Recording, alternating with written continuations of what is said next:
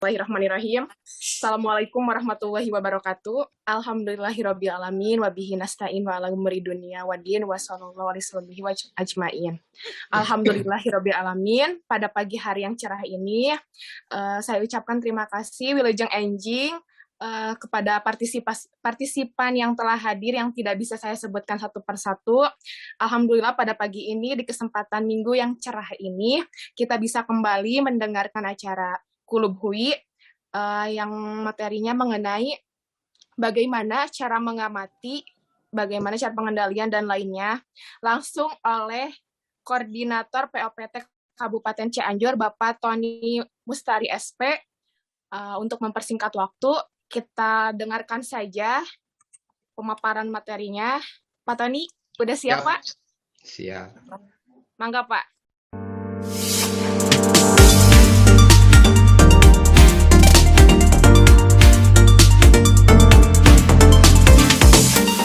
Bismillahirrahmanirrahim. Assalamualaikum warahmatullahi wabarakatuh. Waalaikumsalam. Terima kasih Neng Yuni yang telah memberikan kesempatan kepada saya untuk menyampaikan sebuah materi tentunya ini yang akan nanti saya sampaikan. Mudah-mudahan apa yang akan saya sampaikan ini dapat bermanfaat bagi kita semua, terutama bagi para petani. Tadi materi yang akan kami sampaikan sudah disampaikan oleh pembawa acara, yaitu tentang hal-hal yang ada berhubungannya dengan pertanian, terutama mengenai organisme pengganggu tumbuhan, OPT, yang biasa disebut oleh petani adalah hama penyakit. Baik, terima kasih. Mungkin saya akan mengucapkan salam dulu terhadap teman-teman dan para petani khususnya. Mudah-mudahan pada kesempatan ini dalam keadaan sehat walafiat. Dan saya ucapkan selamat mengikuti dan menyantap Kulub Hui-nya. Mudah-mudahan Kulub Hui ini akan menjadi sesuatu yang bermanfaat dan akan menjadi suatu motivasi, terutama bagi para petani khususnya di kesempatan Karangtengah ini. Baik, Bapak dan Ibu sekalian, saya akan mencoba. Sebelumnya saya mohon maaf bahwa posisi saya saat ini sedang tidak berada di Cianjur, dan kebetulan ya saya masih ada keperluan keluarga, tapi alhamdulillah saya masih bisa mengikuti program Kulub Hui ini. Baik, Bapak dan Ibu sekalian, pada kesempatan ini topik yang akan saya sampaikan adalah mengenai pengendalian OPT utama tanaman padi, tapi mungkin nanti akan menyangkut bagaimana cara kita mengetahui adanya OPT dan lain sebagainya, dengan cara pengamatan, dengan cara pemantauan dan lain sebagainya.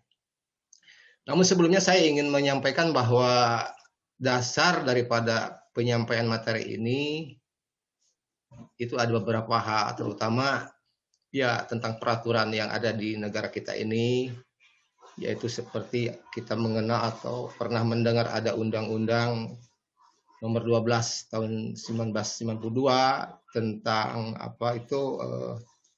budidaya tanaman.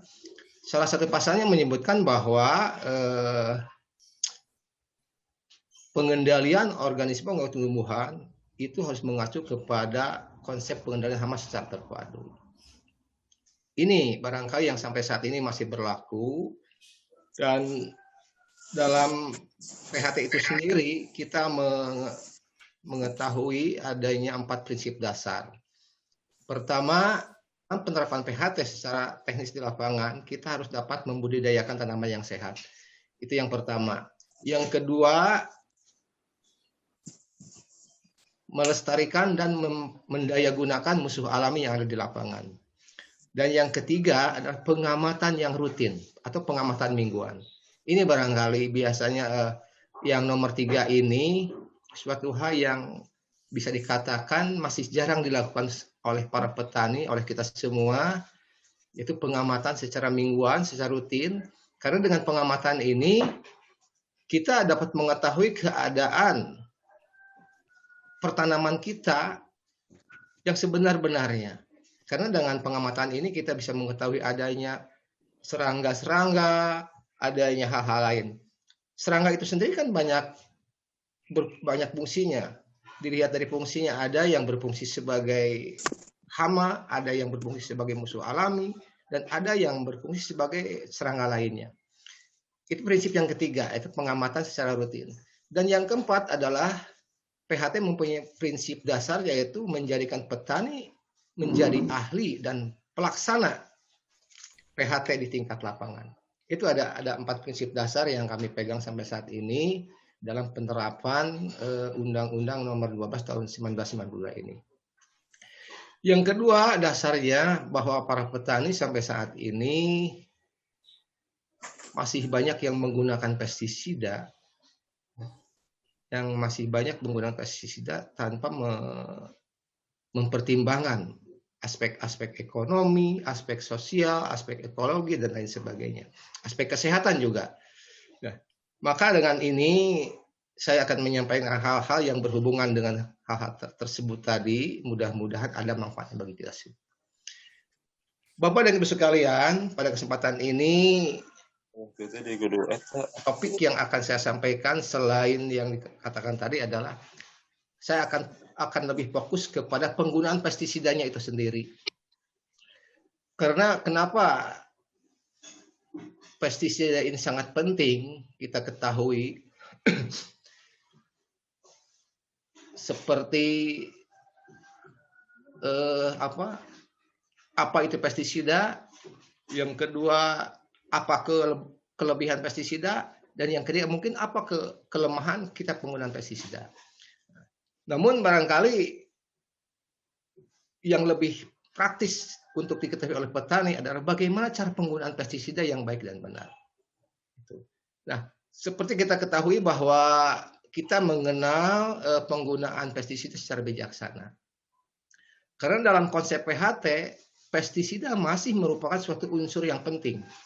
Dalam pengendalian hama secara terpadu, bahwa pestisida masih merupakan faktor terpenting atau faktor penting dalam pengendalian hama dan penyakit tanaman. Nah, seperti kita ketahui bahwa ada beberapa teknik pengendalian yang termasuk dalam konsep PHT itu sendiri. Yang pertama adalah pengendalian secara fisik. Yang kedua pengendalian secara mekanik. Yang ketiga pengendalian secara biologi. Yang keempat pengendalian secara peraturan perundang-undangan. Dan terakhir merupakan suatu teknik pengendalian dengan menggunakan pestisida. Makanya pestisida di sini masih termasuk salah satu unsur dalam pengendalian hama terpadu, tapi kami tempatkan pada posisi yang terakhir. Artinya bahwa pestisida bukannya tidak diperlukan dan tidak boleh digunakan, tetapi mari kita gunakan pestisida ini secara aman dan bijaksana. Nah, tadi sekali lagi ada pengendalian fisik, mekanik, biologi, peraturan, dan pestisida. Kalau kita singkat, kita akronimkan itu fisik, mekanik, biologi, peraturan, dan pestisida. Saya masih teringat dulu guru saya di Bandung itu disingkat menjadi Signis Olo 6 Randa gitu. Signis Olo 6 Randa. Jadi pengendalian secara fisik, mekanis, biologi, peraturan bercocok tanam, peraturan, dan pestisida. Nah, khusus masalah penggunaan pestisida, kenapa saya fokus ke situ? Karena pestisida ini merupakan suatu bahan kimia yang sangat berbahaya. Berbahaya dalam arti kata kalau kita menggunakannya secara tidak dengan mengikuti peraturan. Jadi dalam penggunaan pestisida secara baik dan benar juga bijaksana ini, kita mengenal istilah penggunaan pestisida secara bijaksana dengan mengikuti 6 tepat. Yang pertama, tepat sasaran. Yang pertama, tepat sasaran. Artinya bahwa apa yang akan kita kendalikan pada pertanaman pertanian yang kita budidayakan tersebut. Apakah termasuk golongan hama, apakah termasuk golongan penyakit, ataupun gulma, dan lain sebagainya. Itu pertama. tepat sasaran dulu. Dari mana kita tahu bahwa ada hama, penyakit dan sebagainya? Itu dasarnya dari pengamatan. Makanya pengamatan di sini ini sangat penting sekali. Kita tahu ada apa di sana itu dengan hasil pengamatan. Berapa intensitasnya itu juga dari pengamatan. Ada apa juga di situ, ada pengamatan di situ. Makanya pengamatan di sini merupakan faktor penentu dalam keberhasilan pertanian kita, dilihat dari segi ekonomi maupun ekologi dan lain sebagainya. Itu yang pertama, tepat sasaran. Yang kedua, tepat jenis. Yang dimaksud tepat jenis di sini, manakala kita sudah mengetahui sasaran apa yang akan kita kendalikan, kita harus memilih jenisnya. Jenis pestisida apa? Pestisida apa yang akan kita gunakan? Ya, jenis pestisida apa yang harus kita pakai? Ya, seperti kita ketahui bahwa ada beberapa golongan pestisida atau racun yang sering kita gunakan. Itu ada insektisida, ada fungisida, ada rodentisida, bakterisida, dan lain-lain sebagainya. Ini masing-masing golongan tersebut mempunyai sasaran yang khusus juga. Tidak bisa kita menggunakan insektisida untuk mengendalikan penyakit yang disebabkan oleh jamur misalnya. Sama saja kita, kalau sakit kepala, kita memberi obat sakit perut. Itu mungkin kalau kita salah memilih jenis pestisida untuk pengendalian seperti itu. Makanya dalam 6 tepat ini yang kedua adalah tepat jenis. Jenis pestisida apa yang akan kita gunakan untuk mengendalikan OPT sasaran tersebut.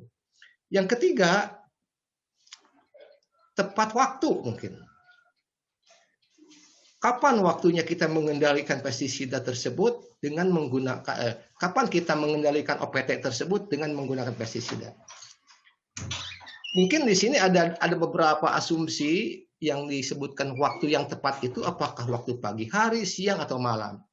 Atau mungkin aja yang disebut waktu di sini apakah sudah waktunya dikendalikan dengan pestisida atau belum. Itu seperti itu. Nah, yang ingin saya sampaikan bahwa di sini yang paling penting adalah apakah OPT tersebut atau hama tersebut sudah waktunya dikendalikan atau belum. Nah, ini barangkali sesuatu hal yang masih jarang diperhatikan oleh teman-teman kita para petani. Karena biasanya kadang-kadang petani yang saya lihat dan saya dengar di lapangan, kadang-kadang mereka belum memperhatikan keadaan OPT yang sebenarnya. Berapapun jumlahnya hama tersebut di pertanaman padi misalnya, itu kadang-kadang tanpa berpikir secara ekonomis dan lingkungan dan ekologis, itu mereka kendalikan langsung disemprot dengan racun tersebut. Padahal menurut perhitungan ekonomi dan ekologi, tidak semua serangga, tidak semua makhluk hidup yang ada di tanaman itu dapat merugikan. Suatu contoh, ini sangat penting sekali. Manakala ada worong batang coklat di pertanaman padi, ada 3 ekor sampai 5 ekor misalnya per rumpun padi, itu betul, namanya WBC. Cuman barangkali pada saat itu, mereka, orang batang coklat, belum berstatus sebagai hama. Belum berstatus sebagai hama. Kenapa? Karena populasinya masih jauh di bawah ambang pengendalian. Katakanlah mereka adalah merupakan suatu serangga, makhluk hidup yang menumpang hidup di pada pertanaman padi. Karena meskipun ada di situ orang coklat yang populasinya di bawah seperti itu tidak akan merusak dan tidak akan merugikan. Sedangkan definisi hama, definisi penyakit atau OPT tersebut adalah serangga atau makhluk hidup yang dapat merusak dan merugikan secara ekonomis. Itu barangkali suatu falsafah dalam definisi daripada OPT tersebut. Manakala serangga tersebut hanya numpang hidup di situ dan tidak merusak dan tidak merugikan, itu statusnya bukan hama. Makanya pengendalian pada saat itu belum waktunya diterapkan. Itu. Kita lanjut bahwa 6 tepat tersebut, yang keempat adalah tepat dosis. Tepat dosis.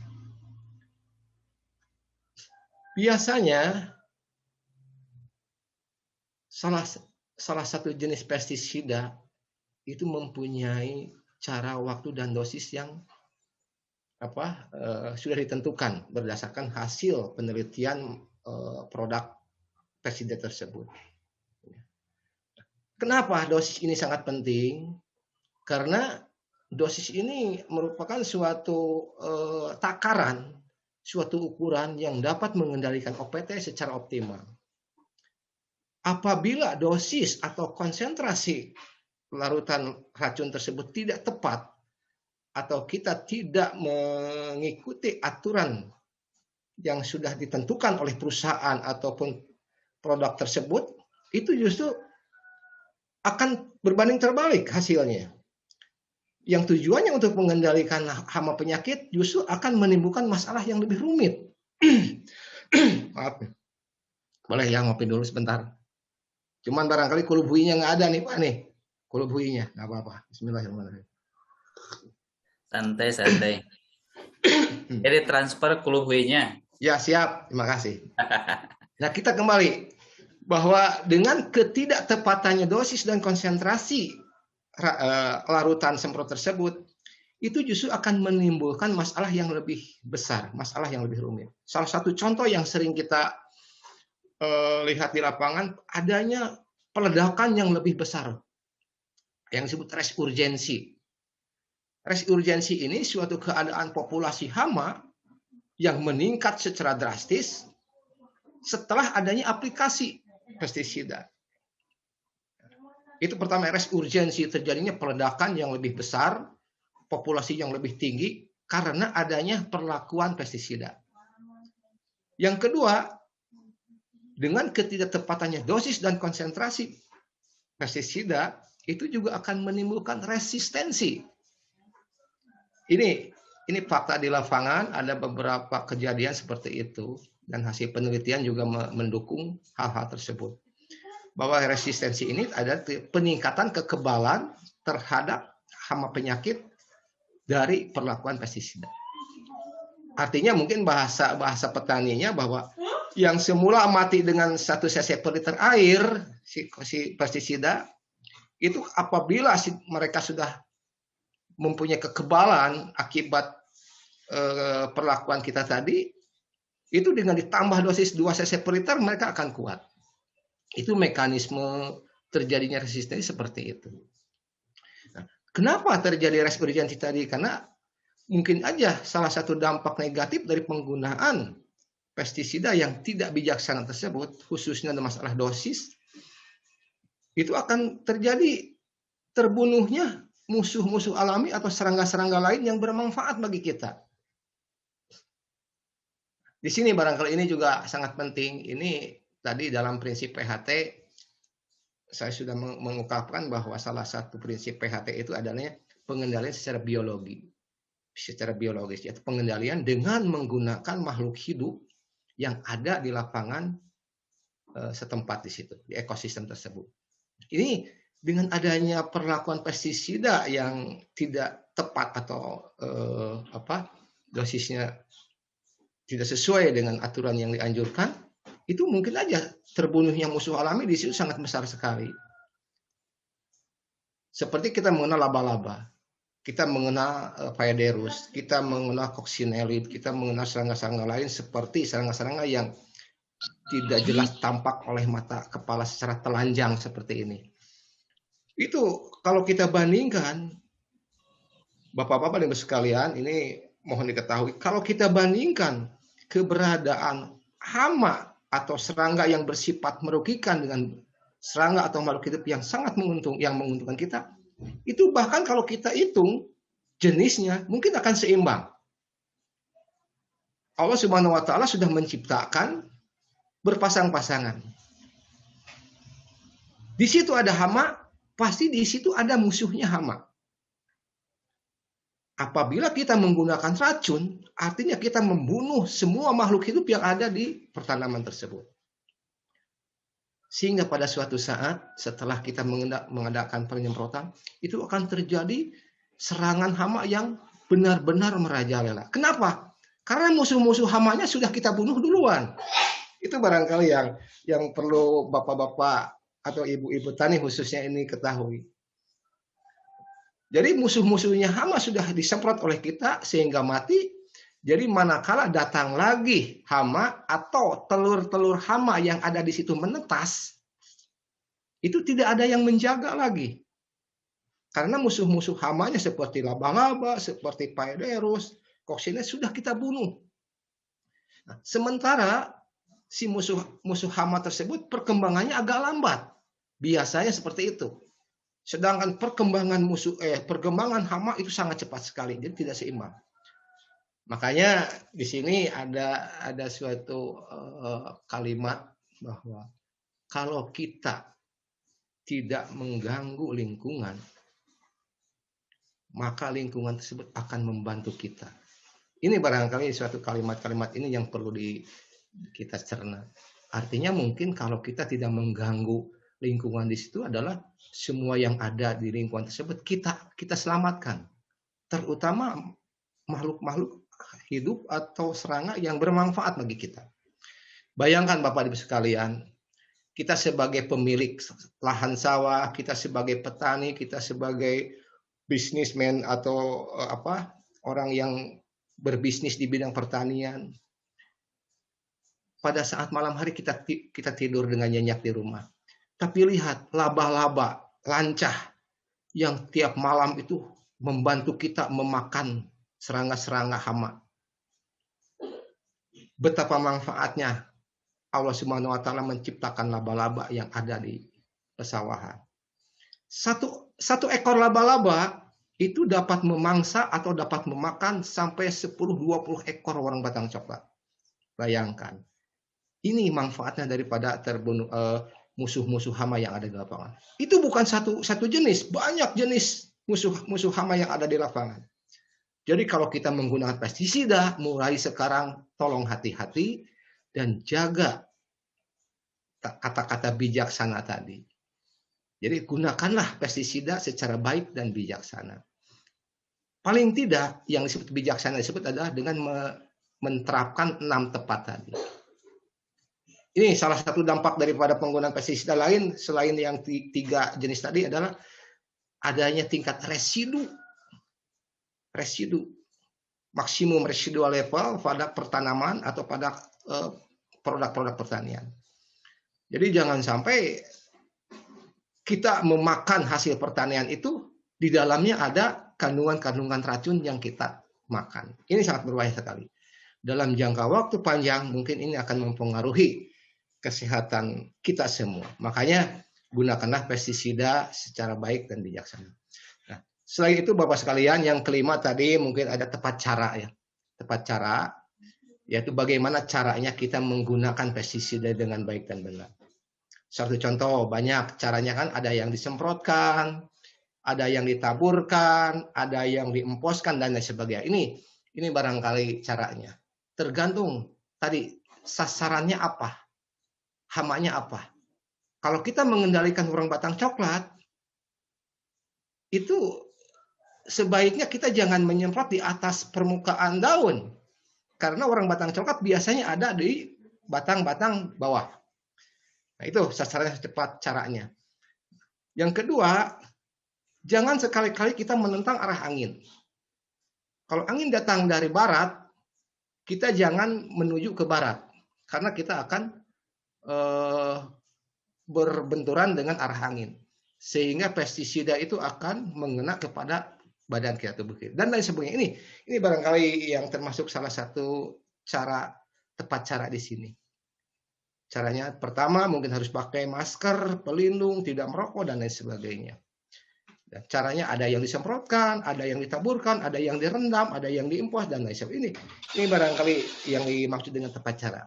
Dan yang terakhir mungkin tepat mutu, tepat kualitas. Artinya bahwa kalau kita akan menggunakan pestisida, itu kita harus tahu dulu bagaimana, apakah pestisida tersebut masih bermutu enggak. Kita lihat di label.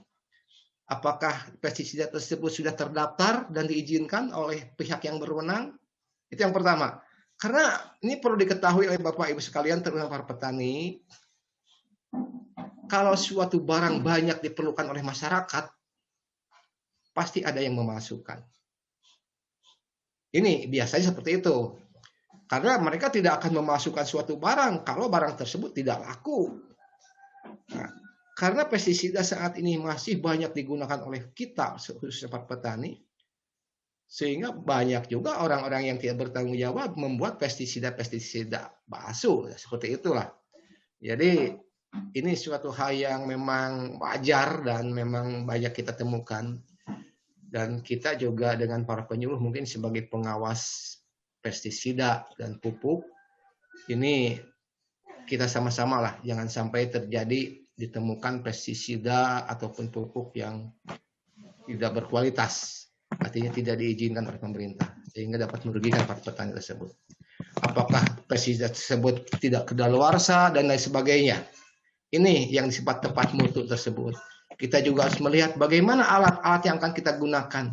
Apakah masih layak digunakan, seperti alat semprot dan lain sebagainya. Kita lihat apakah ada kebocoran atau tidak. Bahkan kalau kita bisa, ini suatu hal memang agak sedikit memerlukan perhitungan secara matematis, kita juga harus mengkalibrasi alat. Ini barangkali yang jarang atau mungkin tidak pernah dilakukan oleh teman-teman petani kita. Kalibrasi alat. Apakah alat tersebut sesuai standar atau tidak? Karena dengan mengkalibrasi atau mengukur kemampuan alat, itu sangat penting sekali untuk melaksanakan 6 tepat tersebut. Karena dengan alat yang tidak sesuai dengan standar, itu 6 tepat tersebut mungkin tidak akan dapat dilakukan, meskipun kita tahu gitu ya. Kita tahu harus begini, tetapi kalau alatnya tidak sesuai dengan standar, no way, itu tidak akan terjadi. Makanya di sini tepat kualitas itu bagaimana keadaan alat tersebut sesuai standar enggak. Satu contoh, ini singkat aja, ini mohon maaf. Berapa menit lagi nih Pak Sidik nih? Ada 10 menit lagi ya. Salah satu contoh, kita memerlukan dosis 1 liter per hektar misalkan. 1 liter pestisida untuk 1 hektar dalam 1 kali aplikasi. Dengan larutan semprot 400 liter misalkan. Itu juga dengan menggunakan atau harus menghabiskan 400 liter larutan semprot, itu para petani kita masih sulit sekali. Bayangin saja, yang seharusnya 400 liter dengan dosis 1 liter per hektar tadi, ya, silahkan bapak-bapak hitung sendiri. Kalau para petani akan menyemprot 1 hektar sawah misalkan, biasanya habis berapa tangki? Itu biasanya paling banyak sekitar 15 tangki. Sedangkan kalau 15 tangki kali 17 liter itu masih di bawah, ya sekitar 200, di bawah 200 liter. Jadi hal tersebut mungkin perlu kita dikaji kembali, karena penggunaan pestisida ini harus tepat tadi, tepat dosis, tepat konsentrasi dan lain sebagainya. Nah, ini barangkali Bapak-bapak topik dari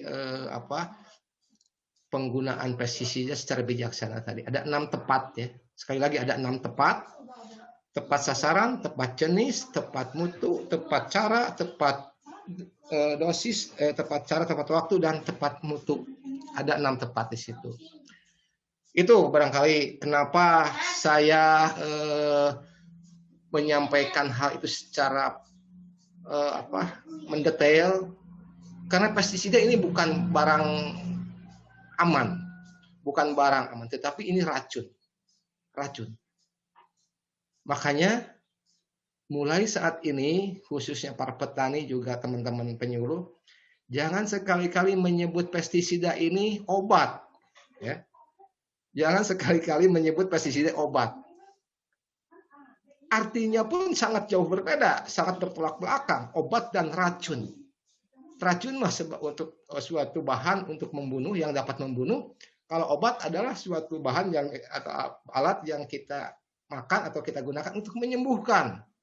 Itu suatu hal yang sangat bertolak belakang. Nah, namun saat ini masih banyak sekali terutama teman-teman petani yang mengatakan, yang menyebutkan bahwa yang biasa disemprotkan untuk membunuh hama tersebut adalah obat. Cikatlah beli obat kayak itu. Itu bahkan dari definisi juga sangat bertolak belakang. Makanya mulai sekarang jangan sekali-kali menyebut obat terhadap pestisida. Karena pengertian pestisida tersebut adalah racun untuk membunuh sasaran. Nah, oleh sebab itu ya para petani masih tidak ada rasa takut, tidak ada rasa apalah.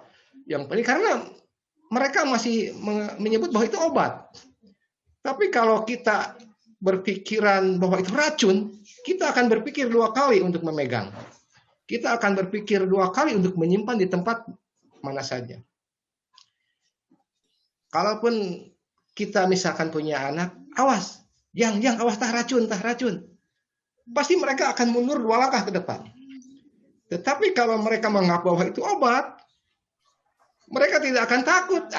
Diinjak juga nggak apa-apa, dipegang juga apa, karena itu obat kan. Nah itu, barangkali asumsi seperti itu sedikit demi sedikit kita gantilah. Paradigma itu kita ganti bahwa yang biasa kita semprotkan untuk membunuh hama itu bukan obat tapi racun. Itu barangkali salah satu kesimpulan daripada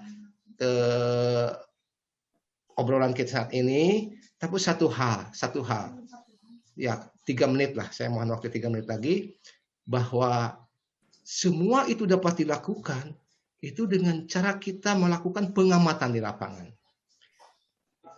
Mau tahu dari mana kita bahwa di situ ada hama, bahwa hama tersebut sudah waktunya atau belum dikendalikan, apakah di situ ada musuhnya hama atau tidak, berapa umur tanaman di situ, varietas apa yang ditanam, itu sangat mempengaruhi sekali terhadap penggunaan pestisida itu. Makanya salah satu kunci keberhasilan dalam penerapan kebijakan tadi adalah dengan cara pengamatan. Karena apa Bapak-Bapak dan Ibu sekalian, khususnya para petani, yang namanya hama penyakit itu tidak tiba-tiba datang secara besar-besaran. Contoh, terus terang aja ada beberapa tempat yang ya termasuk kami juga mungkin bisa dikatakan kecolongan lah. Tiba-tiba tikus sudah meluas, tiba-tiba orang batang coklat sudah seperti, wah bahayalah.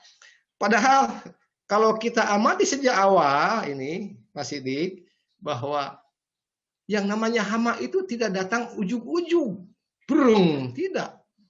Salah satu contoh misalkan tikus atau orang batang coklat. Itu orang batang coklat awal adanya di situ mungkin adanya migran dari tempat lain.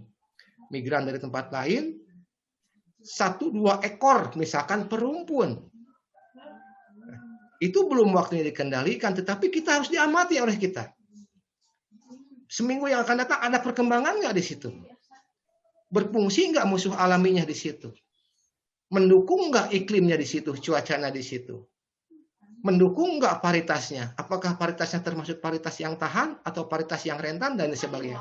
Itu fungsi daripada pengamatan di situ. Kita mengetahui keadaan baik populasi hama, baik intensitas penyakit, baik keadaan musuh alami, keadaan airnya bagaimana, bila perlu suhunya seperti apa, kelembabannya berapa persen misalnya. Itu fungsi daripada pengamatan. Sehingga kita tidak akan kecolongan gitu ya. Kita tidak akan kecolongan manakala populasi hama meningkat tajam sementara misalkan musuh alaminya tidak berfungsi atau kurang berfungsi. Nah, daripada tanaman tersebut hancur karena serangan hama penyakit, kita gunakan jurus pamungkas tadi, menggunakan pestisida. Karena tidak ada satu makhluk hidup pun yang tidak mati kalau kita beri pestisida, beri racun. Apalagi hama-hama yang ada di pertanaman. Pasti insya Allah mati. Jangankan makhluk hidup seperti orang batang coklat.